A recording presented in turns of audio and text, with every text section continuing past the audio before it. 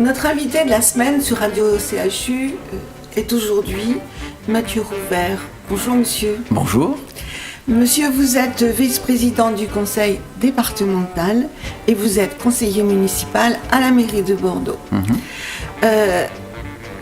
On ne vous connaît pas bien sûr, vous êtes un homme discret, vous êtes un homme de bureau, de dossier. Simplement, vous connaissez bien Radio CHU parce que Radio CHU a toujours fait partie de votre souci, dans le cadre du souci de la citoyenneté, des usagers. On en reparlera plus tard. Mais vous avez toujours soutenu Radio CHU avec le conseil départemental, et même bien avant, avec le conseil général, pour une subvention. Comme je le disais tout à l'heure, elle est fixe et elle nous fait beaucoup de bien, cette subvention. Monsieur, j'aimerais que vous nous parliez de vos missions. Elles sont importantes. Vous parlez de citoyenneté, de relations avec les usagers, de communication. Vous êtes effectivement dans la communication, la relation avec les gens, le monde. C'est très important, ça. Et ça doit être D'abord, merci pour votre invitation et on est très heureux au département d'être un partenaire de Radio CHU et donc évidemment on va continuer à l'être. Effectivement, dans le cadre de mes délégations, je m'occupe surtout de la relation aux autres, de la relation avec les usagers, que ce soit effectivement en termes de communication ou même de numérique ou de citoyenneté. Pour moi, c'est une mission effectivement très prenante que le président Jean-Luc Glaise m'a confiée dans l'objectif peut-être d'essayer d'améliorer un petit peu les choses. Sur la question de la relation avec les usagers, il faut savoir que le département reçoit 1 million d'appels par an. Donc c'est beaucoup effectivement de personnes qui cherchent à rentrer en contact avec le département et c'est assez logique parce que le département c'est l'instance, c'est l'institution des solidarités humaines et territoriales. Le département est là à tous les âges de la vie et on en a besoin, soit par exemple quand on est maman et qu'on a besoin d'aller voir une puéricultrice et donc la maman va aller effectivement dans une PMI du département, ou soit quand on approche la fin de vie et qu'on a des enfants qui veulent accompagner leurs parents et obtenir par exemple pour eux une aide, une allocation, l'aide à l'autonomie des personnes âgées. Et puis entre-temps, on peut aussi avoir un accident de la vie, avoir besoin par exemple du revenu de solidarité active. Donc, eh bien, toutes ces prestations, c'est le département. Donc, ça veut dire effectivement des relations importantes avec les usagers. Et un gros budget, alors ? Oui, le budget du département qu'on a voté il y a seulement quelques jours est de 1,7 milliard d'euros. Et sur ce budget-là, on a 60% de cette somme qui est dévolue aux solidarités, au social d'une manière générale.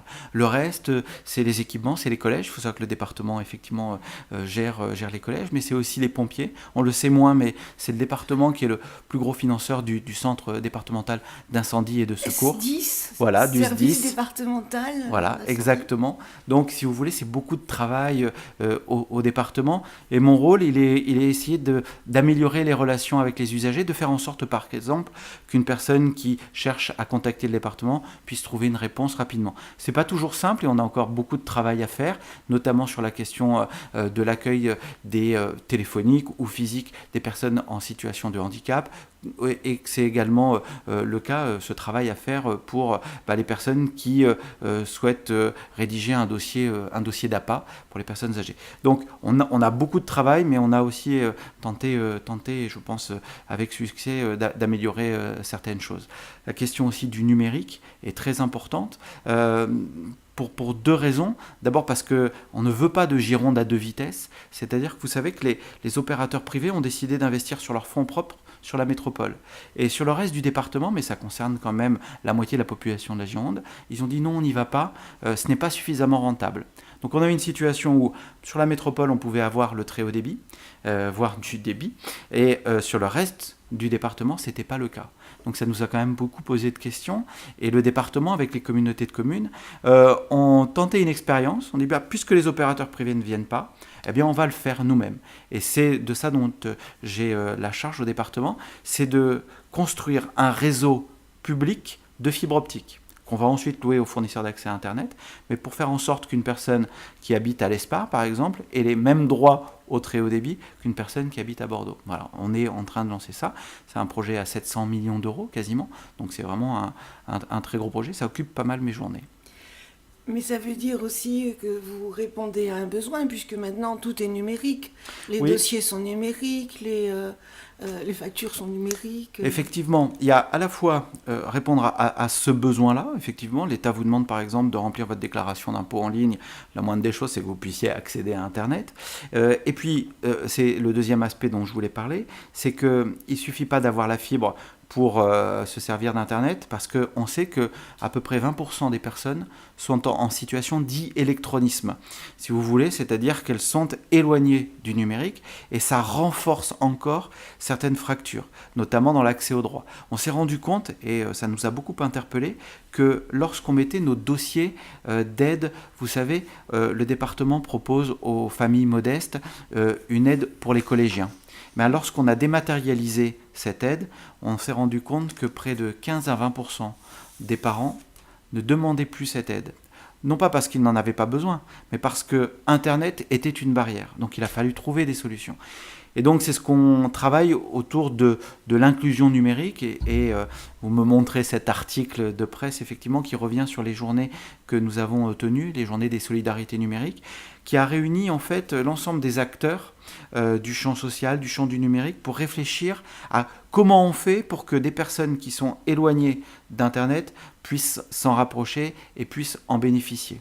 Par exemple, une personne qui veut prendre un rendez-vous avec la CAF, dont on peut penser donc qu'elle n'a pas vraiment beaucoup de moyens, généralement pour se tourner vers cet organisme, eh bien, ça va être compliqué pour elle en plus lorsque la CAF va demander que le rendez-vous se passe uniquement en ligne. Comment on fait quand elle n'a pas d'Internet? Donc on travaille là-dessus sur de la médiation numérique, c'est-à-dire que par exemple le département va financer des postes de médiateurs numériques, tout ou partie, notamment dans les médiathèques ou dans les bibliothèques sur le territoire. Mais ça veut dire aussi aider, par exemple, au financement d'un bus du numérique qui pourrait circuler et proposer des formations aux personnes âgées. Des personnes âgées qui sont éloignées parce qu'elles ne sont pas nées avec Internet, mais qui par contre pourraient en avoir besoin, par exemple pour faire de la visioconférence avec les petits-enfants qui peuvent se trouver en Australie. Bon, ça peut rapprocher Internet, ça ne fait pas que éloigner. Bien sûr, il ne faut pas que ce soit une fin en soi, il faut que ce soit un moyen pour reconnecter, pour remettre du lien. Mais l'humain est de toute façon toujours primordial. C'est pour ça que pour nous, c'est très important cette médiation numérique. Vous savez, il y a des nouveaux métiers. Par exemple, il y a le métier d'écrivain public numérique. Beaucoup de nos auditeurs ont entendu parler des écrivains publics. Donc vous ne savez pas écrire, vous avez besoin d'un accompagnement, vous allez voir un écrivain public. Maintenant, ils se sont mis un peu à la page et ils accompagnent les personnes sur leur démarche numérique. Vous avez de très belles associations à Bordeaux et puis en Gironde qui s'occupent d'accompagner les personnes au niveau du numérique. Eh bien, le département est financeur parce qu'on considère que c'est peut-être parfois le premier accès pour bénéficier d'un certain nombre de droits.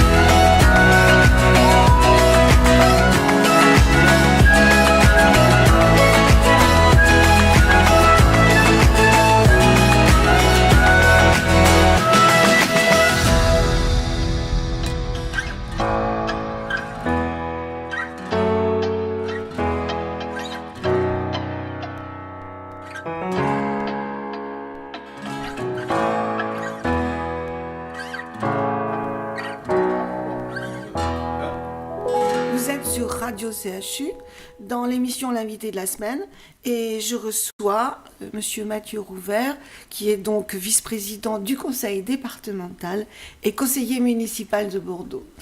Grosse charge quand même, et dans notre première partie, vous nous parliez de solidarité, mais aussi de numérique. Et des assises du numérique que vous aviez organisées au mois de décembre.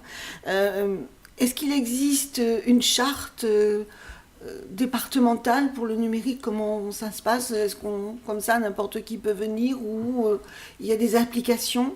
Oui, alors effectivement, nous avons lors de la dernière séance plénière du département, qui s'est tenue il y a seulement quelques jours, à l'occasion d'ailleurs du vote du budget annuel du département, délibéré sur un schéma départemental de l'inclusion numérique. C'est-à-dire qu'on s'est nourri un peu de nos réflexions depuis quelques mois maintenant, et puis plus particulièrement avec ces assises et la préparation de celles-ci, pour mettre et pour coucher sur papier, si vous voulez, un cadre de ce qui pourrait être l'inclusion numérique, avec plusieurs axes, alors notamment celle au soutien aux porteurs de projets qui veulent travailler dans la question de la médiation numérique, comment on rapproche les personnes éloignées du numérique des usages nécessaires, mais aussi ça passe aussi par de la formation.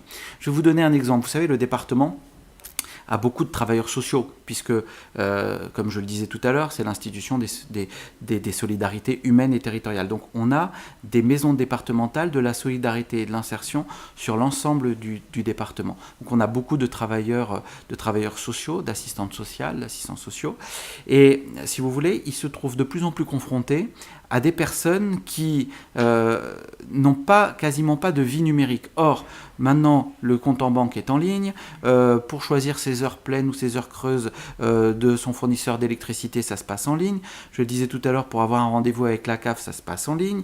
Donc, si vous voulez, vous avez des personnes en difficulté qui viennent voir les travailleurs sociaux, et souvent ces travailleurs sociaux sont obligés de faire la place de la personne. Mais ça les met aussi en difficulté, parce que parfois les travailleurs sociaux ne sont pas des experts d'Internet, donc ils ont besoin à ce titre-là de formation, mais ça pose d'autres problèmes, notamment de questions de données personnelles.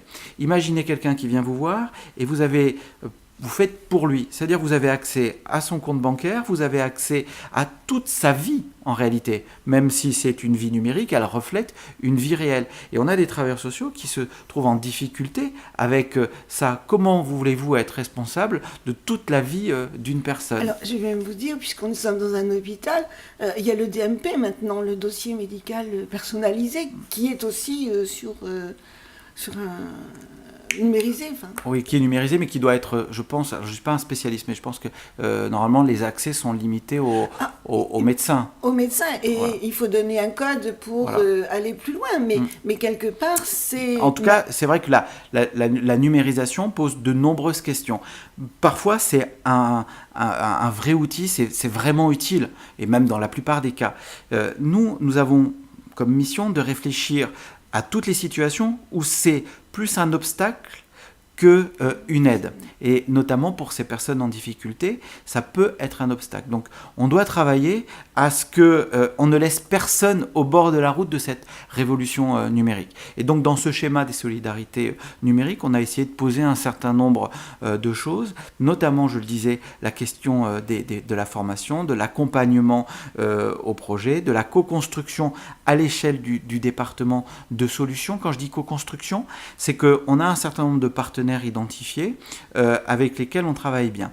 Et si vous voulez, il y en a un qui est très intéressant. Vous connaissez peut-être, vous avez entendu parler de l'association Médiacité.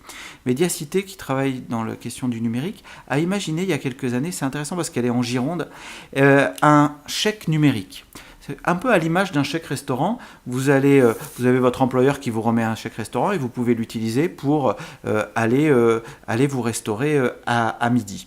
Eh bien, le chèque numérique, il fonctionne un peu de la même manière, c'est-à-dire que, bien, par exemple, vous allez vous trouver devant une assistante sociale. L'assistante sociale va diagnostiquer un besoin numérique, par exemple d'être accompagnée pour remplir sa déclaration d'impôt, je ne sais pas. Elle va vous remettre, cette assistante sociale, un chèque numérique, et avec ce chèque, vous allez pouvoir aller rencontrer soit une association, soit une entreprise agréée, et contre ce chèque, cette entreprise ou cette association va vous délivrer un service, par exemple l'accompagnement à remplir votre déclaration d'impôt. Et donc c'est intéressant parce que ce chèque et ce concept-là a été imaginé en Gironde et vient de recevoir une application nationale puisque l'État va y injecter 10 millions d'euros à l'échelle nationale. Et grâce à ce mécanisme-là, on pense pouvoir aider beaucoup plus de personnes pour finalement les accompagner vers un peu de l'usage numérique. Est-ce que c'est aussi les détecter pour apporter plus d'aide à ce moment-là, savoir que dans ce domaine-là, enfin dans cet endroit-là, dans ce lieu, il se trouve des personnes un peu démunies de ce côté-là. Enfin, Oui. Alors en fait, nous, on s'appuie pour ce qui est du département sur notre réseau de maisons départementales de la solidarité et de l'insertion. Donc la détection, elle se fait au niveau des travailleurs sociaux. La détection d'une personne qui aurait besoin effectivement d'un accompagnement numérique. Et ensuite, effectivement, en fonction du lieu de résidence de la personne, on va essayer de trouver des acteurs du numérique qui se trouvent donc par chez elle et qui pourraient l'accompagner sur la demande spécifique. Et c'est pas rien, je parlais tout à l'heure de 20% de personnes qui sont en situation d'e-électronisme, ça représente beaucoup de personnes. Hein. C'est-à-dire que pour nous, la question de ce chèque numérique est vraiment quelque chose d'important. Et vous allez le voir, je pense, qui va se répandre progressivement. Mais cependant, monsieur, les personnes qui ont travaillé, qui sont à la retraite maintenant, ont été sur le numérique. Dans le cadre de leur travail, elles ont... Donc, il y aura de moins en moins, c'est une situation qui va évoluer. Je veux dire que les retraités vont vieillir, les personnes qui n'ont pas de... Ou y a-t-il une autre catégorie que les gens très isolés et très âgés ? Alors, il faut savoir que ça touche un peu tous les milieux, même si effectivement les personnes les plus vulnérables financièrement, par exemple, sont les plus exposées. Mais on sait aussi qu'il y a des personnes qui auront toujours besoin d'un accompagnement. Je pense par exemple des personnes en situation de handicap, avec des lourds handicaps, eh bien parfois elles n'auront jamais d'autre choix que d'être accompagner. Donc il faut qu'on ait ces médiateurs numériques, il faut qu'on ait ces relais sur les territoires pour les accompagner. Mais on sait aussi que les technologies évoluent. C'est pas parce que vous êtes très à l'aise aujourd'hui avec Internet que demain vous saurez vous servir des nouvelles applications. Je pense par exemple à des applications de vidéoconférence ou de visioconférence, pour pas les citer, Skype, FaceTime, etc. Bon, même si vous savez vous servir d'un ordinateur pour envoyer des mails, c'est pas toujours très simple de savoir réagir face à ces nouveaux outils. Et on peut imaginer qu'ils vont continuer à évoluer. Aujourd'hui, on est habitué effectivement aux ordinateurs, mais on a vu qu'ils ont évolué avec les tablettes, avec d'autres outils. Qu'est-ce que demain nous réserve ? Donc il faut aussi s'assurer que cette évolution puisse être appropriée par tout le monde. On pense qu'on va encore avoir besoin de ces dispositifs en faveur de l'inclusion numérique pendant quelques années encore.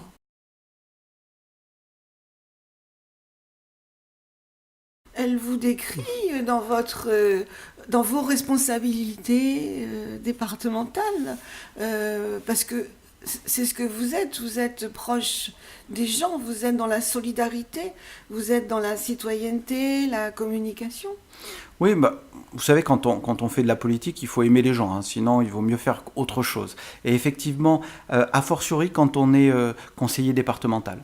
Comme je le disais tout à l'heure, comme on a en charge les solidarités humaines et territoriales, on a intérêt à être connecté avec la réalité et parfois aussi avec malheureusement la réalité la plus difficile pour un certain nombre de nos concitoyennes ou de nos concitoyens. Donc il faut être connecté et puis il faut faire preuve d'empathie pour essayer aussi de traduire en débouchés politiques des aspirations sociales. Vous savez, on fait évoluer nos dispositifs au département très régulièrement en fonction de ce qu'on ressent du terrain. Vous savez, l'exemple du numérique est une illustration de ça. Il y a encore quelques années, on n'avait pas de dispositif pour financer la médiation numérique.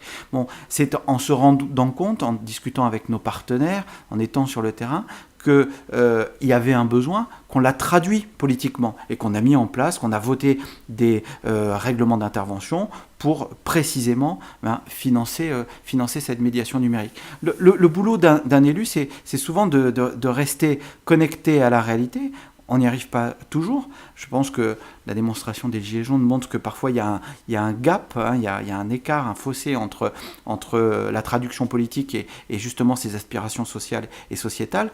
Mais il faut toujours remettre l'ouvrage sur le métier parce que c'est finalement notre mission première.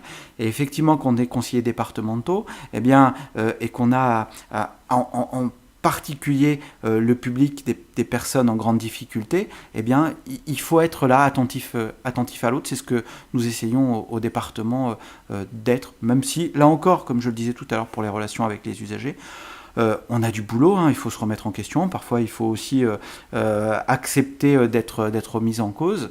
C'est un travail. On essaye de le mener avec l'équipe de Jean-Luc Glaise, le président du département. On essaye de faire au mieux. On ne fait pas toujours très bien, mais on essaye de faire au mieux. D'être au plus proche des gens. Parce que vous parliez de la détresse numérique, mais il y a aussi la détresse humaine. On évolue quand même vers beaucoup de pauvreté. Est-ce que vous le sentez, ça ? Oui, bien sûr. Par exemple, on a de plus en plus de personnes allocataires du RSA. Donc ça traduit bien quelque chose. Au-delà de ces gens-là, ils ont déjà ça, mais... Et effectivement, alors c'est un des indicateurs, mais effectivement, on voit bien que de plus en plus de personnes sont confrontées à la pauvreté.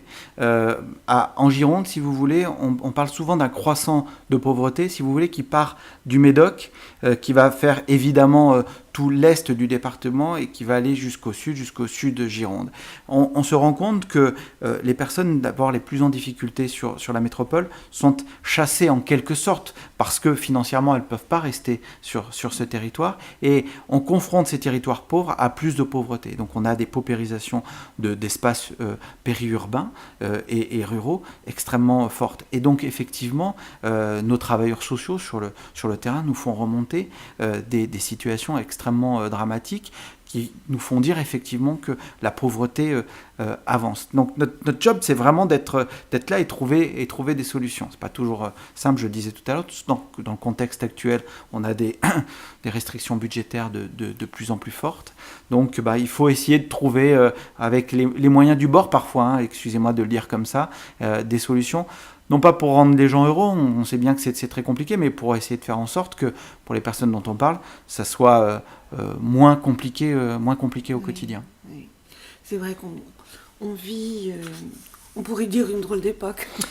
On vit, vous voyez, et en même temps, il ne faut pas terminer sur une note négative, parce qu'on se rend compte aussi qu'il y a énormément de solidarité, il y a beaucoup d'acteurs, il y a des associations comme Radio CHU qui sont là pour faire du lien.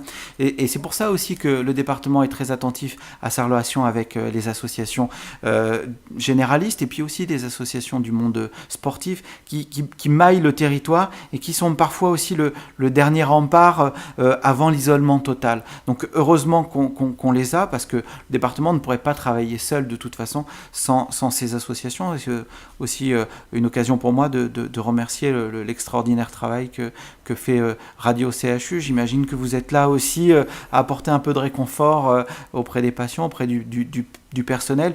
Pour nous aussi, c'est important de vous accompagner parce qu'on sait que le travail que vous faites, mais peut-être un peu de joie pour les personnes qui nous écoutent.